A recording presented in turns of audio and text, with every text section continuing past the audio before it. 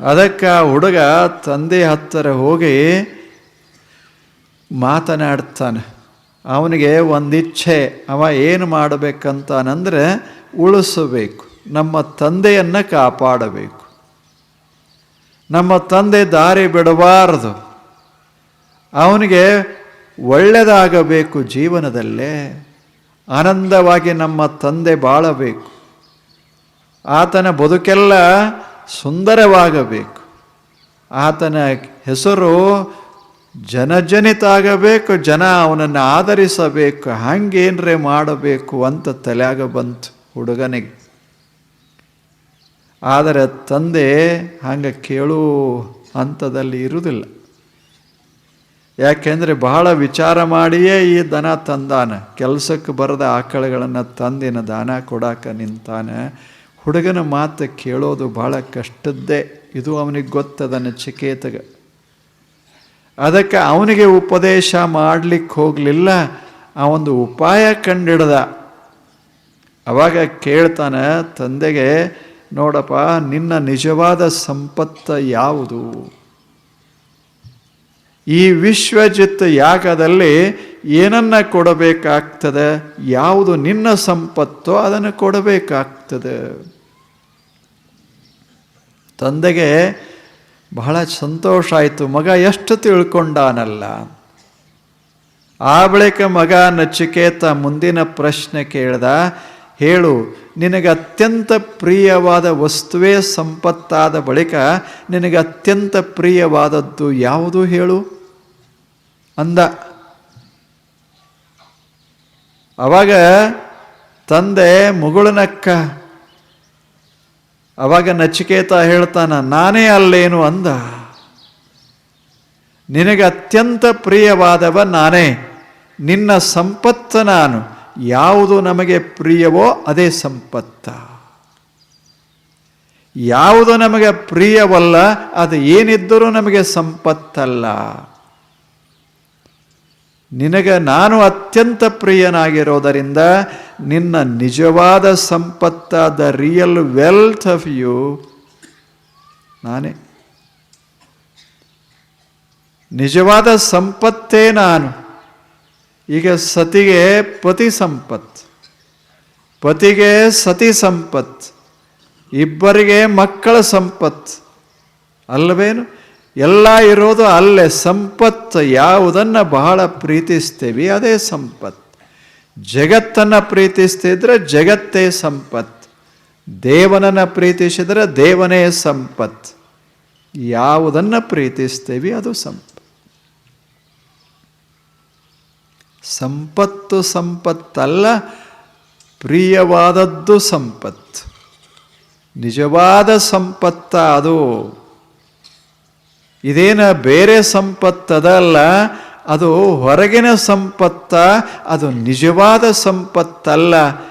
ಆರೋಗ್ಯ ನಿಜವಾದ ಸಂಪತ್ತು, ಒಳ್ಳೆಯ ಮನಸ್ಸು ನಿಜವಾದ ಸಂಪತ್ತು, ನೀವೆಲ್ಲ ನಿಜವಾದ ಸಂಪತ್ತು.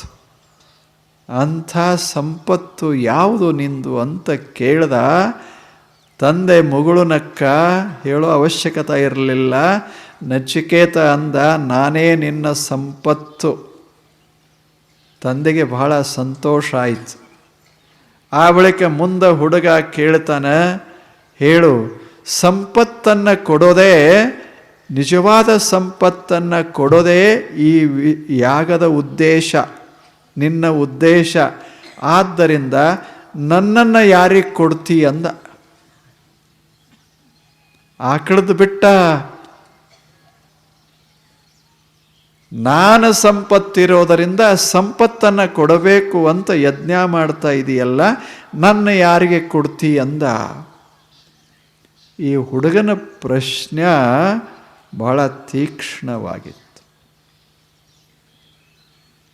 ಯಾರ ಸಲುವಾಗಿ ಇಷ್ಟೆಲ್ಲ ಮಾಡ್ತಾ ಇದ್ದ ಆ ಹುಡುಗ ಹಿಂಗಂದ ಕೂಡಲೇ ಇವನಿಗೆ ತಾಪಾಗಕ್ಕೆ ಶುರುವಾಯಿತು.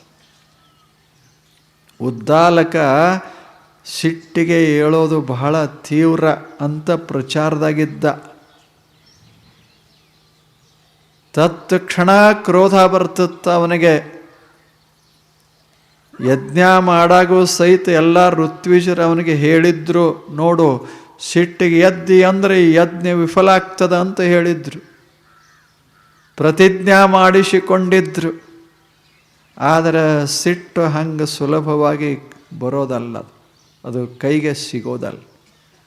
ಎಲ್ಲರೂ ಕೂತಾರ, ಹುಡುಗ ನಿಂತಾನ, ನನ್ನ ಯಾರಿಗೆ ಕೊಡ್ತೀಯ ಅಂತ ಕೇಳ್ದ.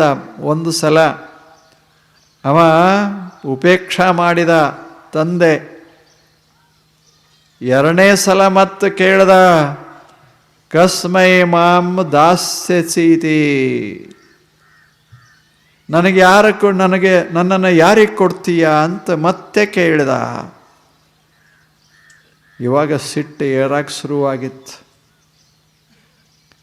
ತಂದೆಗೆ ಸಿಟ್ಟನ್ನು ನಿಗ್ರಹಿಸೋದು ಬಹಳ ಕಷ್ಟ ಇತ್ತು. ಎಲ್ಲ ದೊಡ್ಡ ಋಷಿನೇ, ಆದರೆ ಅವನಲ್ಲಿರುವ ಎರಡೇ ಒಂದು ತೊಂದರೆಗಳಂದ್ರೆ, ಒಂದು ಭಾರೀ ಸಿಟ್ಟು, ಇನ್ನೊಂದು ಭಾರೀ ಮೋಹ.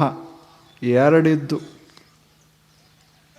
ಋಷಿ ಆದರೆ ಏನಾಯಿತು, ತಿಳಿದವ ಆದರೆ ಏನಾಯಿತು, ಆದರೆ ಇವು ಎರಡು ಅವನನ್ನು ಪ್ರವೇಶ ಮಾಡಿತ್ತು. ಮೂರನೇ ಸಲ ಕೇಳ್ದ ಹುಡುಗ, ಯಾರಿಗೆ ಕೊಡ್ತೀಯ ಅಂತ.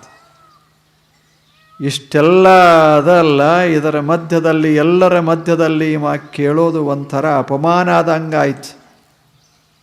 ಸಿಟ್ಟಿಗೆದ್ದ. ಸಿಟ್ಟಿನ ಭರಾಟೆಯೊಳಗೆ ಏನು ಮಾತನಾಡ್ತೇವೆ ಹೇಳಲಿಕ್ಕಾಗೋದಿಲ್ಲ. ಆ ಕ್ಷಣದಲ್ಲಿ ಏನಾಗ್ತದೆ, ಹೆಂಗೆ ಹೇಳಲಿಕ್ಕಾಗ್ತದೆ?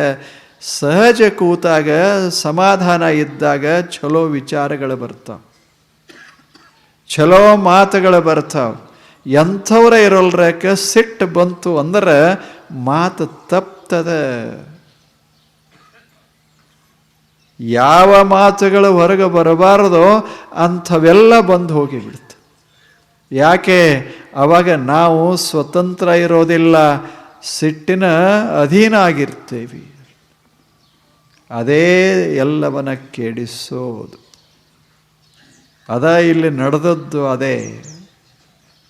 ಯಾವಾಗ ಭಾರಿ ಸಿಟ್ಟ ಬಂತೋ ಆತ ಹೇಳ್ದ, ನಿನ್ನನ್ನು ಯಮನಿಗೆ ಕೊಟ್ಟೀನಿ ಹೋಗು ಅಂದ. ಮೃತ್ಯುದೇವತೆಗೆ ಕೊಟ್ಟೇನೆ, ಹಾಳಾಗಿ ಹೋಗು ಅಂದ. ಹುಡುಗ ಏನು ಮಾಡಕ್ಕೆ ಹೊರಟಿದ್ದ?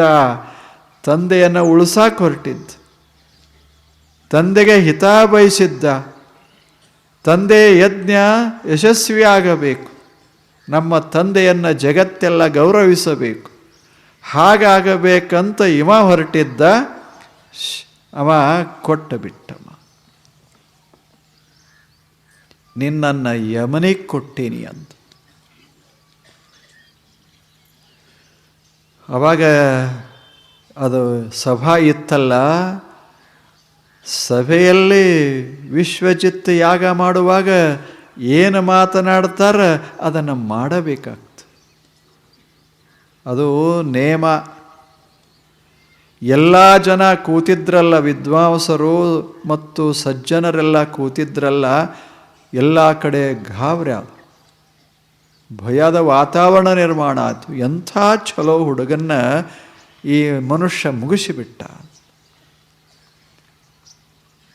ಎಂಥ ಮಗ ನಚಿಕೇತ, ಎಷ್ಟು ಬುದ್ಧಿವಂತ, ಎಷ್ಟು ಜಾಣ, ಎಂಥ ಸದ್ಭಾವನ. 8-10 ವರ್ಷದ ಹುಡುಗನ ಭಾವ ನೋಡಬೇಕು. ಅಂಥ ಹುಡುಗನ್ನ ಈ ಮನುಷ್ಯ ಮುಗಿಸಿದ. ಯಮನಿಗೆ ಕೊಟ್ಟೆ ಅಂದ. ಆ ಶಬ್ದ ಎಲ್ಲ ಕಡೆ ಪಸರಿಸ್ತು. ಒಂಥರ ಭಯದ ವಾತಾವರಣ ನಿರ್ಮಾಣ ಆಗಿತ್ತು. ಅವಾಗ ತಂದೆಗೆ ಎಚ್ಚರಾತು, ನಾ ಏನಂದೆ ಅಂತ ಅವಾಗ ಗೊತ್ತಾಯ್ತು. ಸಿಟ್ಟಿನಾಗ ಗೊತ್ತಾಗೋದಿಲ್ಲ. ಸಿಟ್ಟು ಇಳಿದ ಬಳಿಕ ತತ್ಕ್ಷಣ ಯಾರಿಗಾಗಿ ಇಷ್ಟೆಲ್ಲ ಮಾಡ್ತಾ ಇದ್ದ ಋಷಿ, ಯಾವ ಹುಡುಗ ಅಷ್ಟು ಒಳ್ಳೆಯವನಾಗಿದ್ದ, ಯಾರನ್ನಿವ ಅತ್ಯಂತ ಪ್ರೀತಿಸ್ತಾ ಇದ್ದ, ಅವನಿಗೆ ಇವ ಇದು ಕೊಟ್ಟು ಬಿಟ್ಟ ಯಮನಿಗೆ ಅಂತ ಏನು ಮಾತು ಆಡಿದ, ಸಿಟ್ಟ ಇಳಿತು, ಭಯ ಆಯಿತು. ನಾನೇನು ಮಾಡಿಬಿಟ್ಟೆ ಅಂತ. ಪಾಲಿಸಲೇಬೇಕು. ಆದರೆ ಸಿಟ್ಟಿನ ಭರಾಟಿಯಲ್ಲಿ ನಾನು ಆಡಿಬಿಟ್ಟೆ, ಎಂಥ ಅಪರಾಧ ಮಾಡಿದೆ ಎಂಥ ಮಗ, ಇವನನ್ನು ಇನ್ನು ಮೃತ್ಯು ದೇವತೆಗೆ ಕೊಡಬೇಕು. ಆ ಕಲ್ಪನೆ ಬಂದಾಗ ತಂದೆ ವಿಹ್ವಲಾದ, ಹೊಯ್ದಾಡ್ದ. ಬಹಳ ಮನಸ್ಸಿಗೆ ನೋವಾಯಿತು. ಆವಾಗ ಆತ ಹೇಳ್ತಾನ, ನಚಿಕೇತ ಎಷ್ಟು ಛಲೋ ಮಾತು ಹೇಳ್ತ. ತನ್ನಲ್ಲೇ ವಿಚಾರ ಮಾಡ್ತಾನೆ. ನಚಿಕೇತ, ನಮ್ಮ ತಂದೆ ಮೃತ್ಯುವಿಗೆ ಕೊಟ್ಟ. ಬಹೂನಾಮೇಮಿ ಪ್ರಥಮಃ, ಬಹೂನಾಮೇಮಿ ಮಧ್ಯಮಃ, ಕಿಂ ಸ್ವಿದ್ ಯಮಸ್ಯ ಕರ್ತವ್ಯಂ ಯತ್ ಮಯಾ ಅದ್ಯ ಕರಿಷ್ಯತಿ. ವಿಚಾರ ಮಾಡಿದ ತನ್ನಲ್ಲೇ ತಾನು, ನಮ್ಮ ತಂದೆ ಹಿಂಗೆ ಯಾಕಂದ? ನಾ ಏನು ತಪ್ಪ ಮಾಡೀನಿ? ನಾನೇನು ಸಾಮಾನ್ಯಲ್ಲ, ಒಳ್ಳೆಯ ಪುತ್ರ ನಾನು, ಒಳ್ಳೆಯ ಶಿಷ್ಯ ನಾನು. ಶಿಷ್ಯರಲ್ಲಿ 3 ಪ್ರಕಾರ, ಮಕ್ಕಳಲ್ಲಿ 3 ಪ್ರಕಾರ, ಅದರಲ್ಲೇ ನಾನು ಪ್ರಥಮ. ನಾನು ಹಾಗ ಬಾಳಿ ಬದುಕಿದವ, ಅಂಥ ಮಗ ನಾನು, ಅಂಥ ಶಿಷ್ಯ. ನನಗೆ ಇದನ್ನು ಕೊಟ್ಟೆ ಅಂತ ಹೇಳೋದಲ್ಲ. ಯಾಕೆ? ನಮ್ಮ ತಂದೆ ನನ್ನನ್ನು ಪ್ರೀತಿಸೋದಿಲ್ಲಂತಲ್ಲ, ಸಿಟ್ಟಿನ ಭರಾಟಿಯೊಳಗೆ ಹೇಳ್ಯಾನ. ಆ ಮಾತು ಬೇರೆ, ಆದರೆ ಆಡಿದ ಮಾತನ್ನು ನಾನು ಪಾಲಿಸಲೇಬೇಕು. ಯಾಕೆ ನನಗೆ ಕೊಟ್ಟ? ಹೀಗೆ ಮೃತ್ಯುವಿಗೆ ಯಾಕೆ ಕೊಟ್ಟ? ನಾನು ಸಾಮಾನ್ಯ ಇರಲಿಲ್ಲ, ನಾನು ಅತ್ಯಂತ ನಿಷ್ಠಾವಂತ ಶಿಷ್ಯ, ಅತ್ಯಂತ ಸದ್ಭಾವಿ ಪುತ್ರ. 3 ಪುತ್ರರು, 3 ಬಗೆಯ ಪುತ್ರರು ಹೇಳ್ತಾನಾಥ.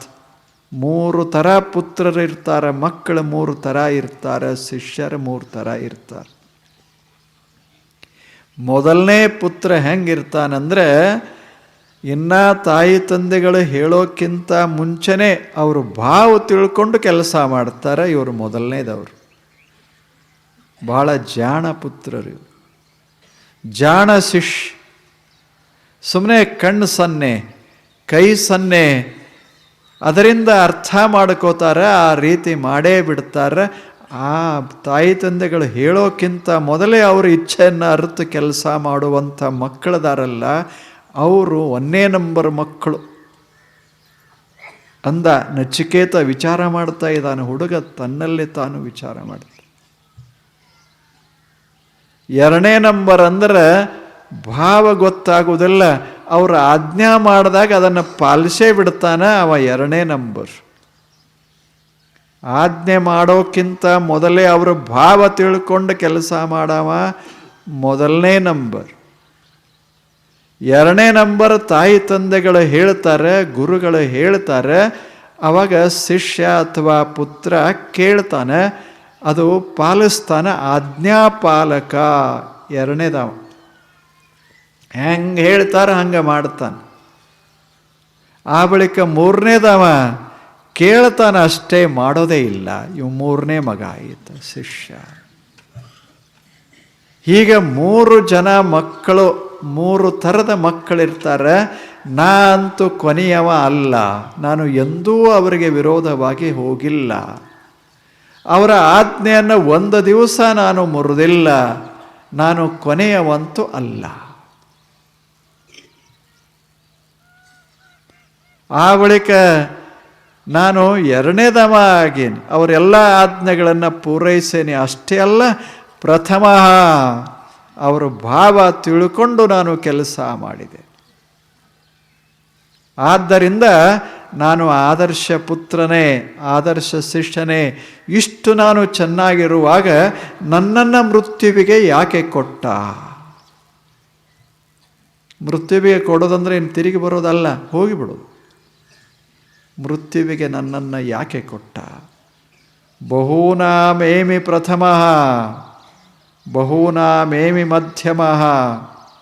ನಾನು ಮೊದಲನೇದವ, ಆಗದೇ ಇದ್ದರೂ ಎರಡನೇದವ ಅಂತೂ ನಿಶ್ಚಿತ. ನಾನು ಎರಡು. ಈಗ ನಾನು ಮೃತ್ಯುವಿನ ಹತ್ತಿರ ಹೋಗಬೇಕು. ಕಿಂ ಸ್ವಿದ್ ಯಮಸ್ಯ ಕರ್ತವ್ಯಂ ಯನ್ಮಯ ಅದ್ಯ ಕರಿಷ್ಯತೆ. ಏನೋ ಇದರ ಹಿಂದೆ ಇರಬೇಕು. ನಮ್ಮ ತಂದೆಯ ಉದ್ದೇಶ ನನ್ನನ್ನು ಮುಗಿಸಬೇಕಂತಿಲ್ಲ, ನನ್ನನ್ನು ಪ್ರೀತಿಸ್ತಾನೆ. ಆದರೂ ಸಹಿತ ಸಿಟ್ಟಿಗೆ ಎದ್ದು ಹೀಗೆ ನುಡಿದಲ್ಲ, ಇದರ ಹಿಂದೆ ಏನರೇ ಇರಬೇಕು ಅಂದ. ತಂದೆ ಮುಖದಿಂದ ಬಂತು, ವಿಚಾರ ಮಾಡಿದರೆ ತಂದೆ ಹಾಗೆ ಅನ್ನೋದಿಲ್ಲ, ಆದರೂ ಅಂದ. ಅಂದರೆ ಏನೋ ಒಂದು ಇದರ ಹಿಂದೆ ಒಂದು ಏನೋ ಯಂತ್ರಣದ, ಏನೋ ಒಂದು ಸಂಕಲ್ಪ ಇರಬೇಕು ಜಗತ್ತಿಂದು, ಅಥವಾ ದೇವನ ಸಂಕಲ್ಪ ಏನಾದರೂ ಇರಬೇಕು. ಇದರಿಂದ ಬಹುತೇಕ ನನಗೂ ಒಳ್ಳೆಯದಾದೀತು, ನಮ್ಮ ತಂದೆಗೂ ಒಳ್ಳೆಯದಾದೀತು, ಜಗತ್ತಿಗೂ ಒಳ್ಳೆಯದಾದೀತು. ಇದರ ಹಿಂದೆ ಏನೋ ಅದ ಅಂದ. ತಂದೆಯನ್ನು ಬೈಲಿಲ್ಲ, ಬೇರೆ ವಿಚಾರ ಪ್ರಾರಂಭ ಮಾಡಿದ. ಇದನ್ನು ನಾನು ಪಾಲಿಸಲೇಬೇಕು. ಯಾಕೆ? ಇದರಿಂದ ಒಳ್ಳೆಯದಾಗಬಹುದು ಬಹುತೇಕ ಮುಂದೆ. ಏನೋ ಒಂದು ಅದ, ಯಾವುದೋ ಒಂದು ರಹಸ್ಯದ ಇದರಲ್ಲೇ. ಯಾಕೆ? ತಂದೆ ಬಯಸದೇ ಇದ್ದರೂ ಅಂದಾನ, ನಾನು ಒಳ್ಳೆಯವನಾದರೂ ಅಂದಾನ. ಸಾಮಾನ್ಯವಾಗಿ ಹಾಗೆ ಯಾರೂ ಅನ್ನೋದಿಲ್ಲ. ಆದರೆ ಮಾತು ಹೋಗ್ಯದ, ಪಾಪ ಅವನಿಗೆ ಗೊತ್ತಾಗದಂಗೆ ಮಾತು ಹೋಗ್ಯದ. ಇದರಿಂದ ಏನೋ ಒಂದು ದೊಡ್ಡ ಕೆಲಸ ಆಗ್ತಿರಬೇಕು ಮುಂದೆ ಅಂತ ವಿಚಾರ ಮಾಡಿದ. ಹೆಂಗೆ ಯೋಚನೆ ಮಾಡಿ, ಆದ್ದರಿಂದ ನಾನು ಹೋಗಲೇಬೇಕು ಅಂತ. ತಂದೆಯ ಮಾತನ್ನು ಪೂರೈಸಬೇಕು, ತಂದೆಗೆ ಒಳ್ಳೆಯದಾಗಬೇಕು. ತಂದೆಯ ಮಾತು ಮೀರ್ದ ಅಂತ ಅನಿಸ್ಕೋಬಾರ್ದು. ತಂದೆ ಸಿಟ್ಟಿನಲ್ಲಿ ಎಂದಿರಬಹುದು, ಈಗ ಅವನ ವಿಚಾರ ಬದಲಾಗಿರಬಹುದು, ಆದರೂ ಸಹಿತ ಮಾತು ಮಾತೇ. ಅದನ್ನು ನಾನು ಪಾಲಿಸಬೇಕು. ಅವನ ಮಾತಂತಲ್ಲ, ಇದರಿಂದ ದೇಶಕ್ಕೆ ಅಥವಾ ಜಗತ್ತಿಗೆ ಹಿತ ಆಗ್ತಿರಬೇಕು. ಏನೋ ಒಂದು ಹಿಂದೆ ಭಗವಂತನ ಸಂಕಲ್ಪ ಇರಬೇಕು ಅಂತ ವಿಚಾರ ಮಾಡಿದ. ಏನೋ ಒಂದು ಅದೇ ಹೀಗೆ ನಡಿಬೇಕಾದ್ರೆ ನಂದು ತಪ್ಪಿಲ್ಲ. ನಮ್ಮ ತಂದೆ ಮನಸ್ಸಾನೂ ಹೇಳಿಲ್ಲ, ಆದರೂ ಸಹಿತ ನಡೆದ ಘಟನೆ ನಡೆದು ಹೋಯಿತು. ಇದಕ್ಕೆ ಬಹಳ ಬೇರೆ ಏನೋ ಅದೇ, ವಿಶ್ವದಲ್ಲಿ ಏನೋ ನಡಿಬೇಕಾಗಿದೆ ಅಂತ ವಿಚಾರ ಮಾಡಿದ. ಹುಡುಗನ ಆಲೋಚನೆಗಳು ಹೇಗದ?